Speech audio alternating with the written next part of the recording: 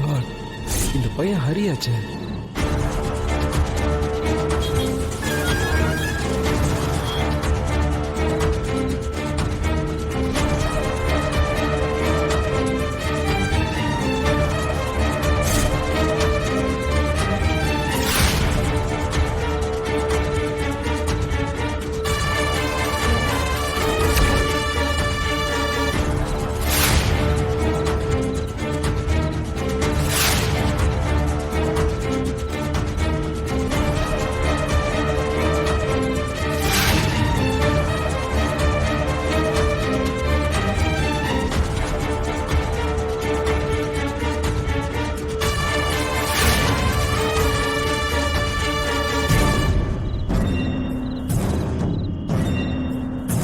Sir, இந்த பாடி 3-4 நாளா சாக்கு மூட்டையில இருந்ததுனால பாடி டீகம்போஸ்ட் ஆயிருக்கு சார்.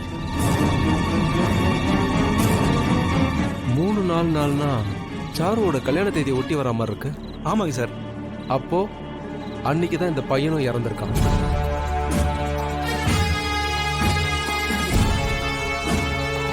கல்யாண வீடியோல மாஸ்க் போட்டு ஒருத்தர் சுத்திக்கிட்டு இருந்தான்.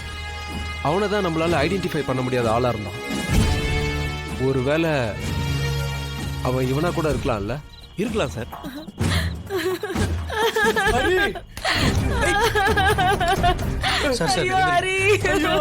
எங்களை விட்டு போயிட்டீடா.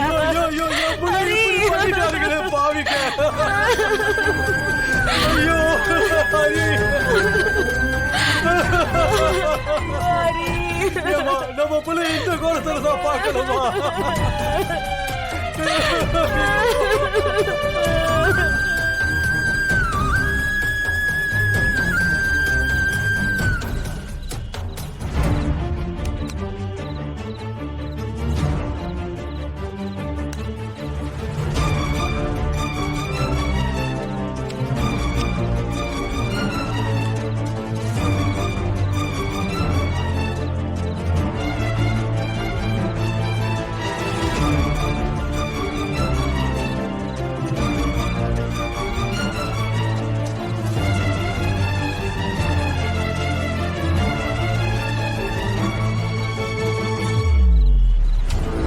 கான்ஸ்டபிள் சார், இத பாருங்க. இந்த கோணி கூட ஒரு குழுவா இருக்கலாம்ல? இங்க இருக்கிற வேற யார் மேலயாவது உங்களுக்கு சந்தேகம் இருக்கா? இவனை வேற யார் கொண்டு இருப்பாங்கன்னு நினைக்கிறீங்க?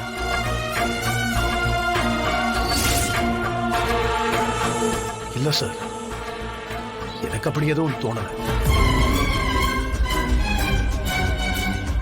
உங்களுக்கு இவனை தெரியுமா? இல்ல சார், நான் பார்த்ததே இல்லை.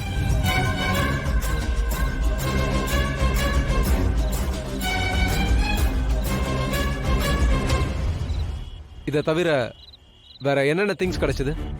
சார், அவன் கையில வாட்ச் இருந்தது சார். மழை பெஞ்சதுனால வாட்சும் ஸ்ட்ரக் ஆயிடுச்சு சார். சார், இவனை ஒரு ஷார்ப்பான கம்பியில 2 மணி இடத்துல குத்திருக்காங்க சார். அப்படியே இவனை தள்ளி விட்டதுல பின்மண்டில பலமா அடிபட்டு இருக்கு சார். அதனால ப்ளீடிங் அதிகமா இருக்கு சார். பாடியை ரிமூவ் பண்ண ட்ரை பண்ண இடத்துல எல்லாம் பிளட் ஸ்ட்ரெயின் அதிகமா இருந்தது சார். ஸோ இவன் பாடியை ரிமூவ் பண்ணி வெளியே எடுக்கிறது எங்களுக்கு ரொம்ப சேலஞ்சிங்கா இருந்தது சார். கடவுளே, எந்த ஒரு பழியும் அவர் மேலையும் சேனு மேலையும் விழுந்துடக்கூடாது. இப்பவாவது உண்மையான குற்றவாளி கிடைக்கணும்.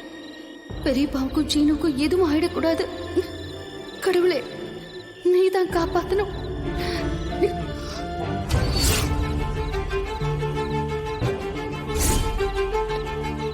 சார், போலீஸ் டாக்க வச்சு சர்ச் பண்ணதுல ஒரு இடத்துல ரத்தக்கரை படிஞ்ச வேஷ்டி சட்டை கிடைச்சது சார்.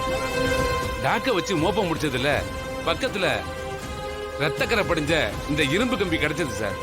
சரிங்க டாக்டர், இமிடியேட்டா அந்த உடையில படிஞ்சிருக்கிற பிளட் கரைய செக் பண்ணுங்க. அந்த கம்பியில இருக்க பிளட்டையும் செக் பண்ணுங்க.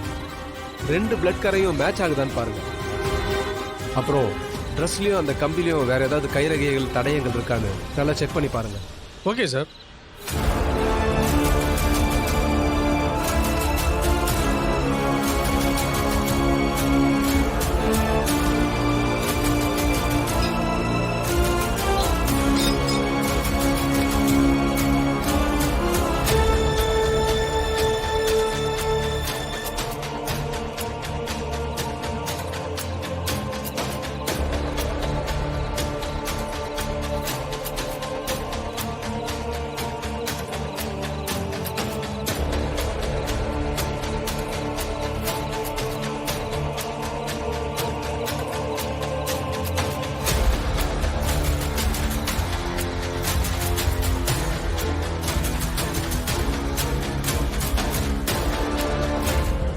சார் கம்பியில படிஞ்சிருக்கிற ரத்த கரையும் இந்த ஹரியோட பிளட்டும் மேட்ச் ஆகுது சார்.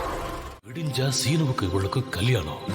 இந்த நேரத்துல இவளுக்கு என்ன குழப்பம்? ஒன்னும் புரியலையே.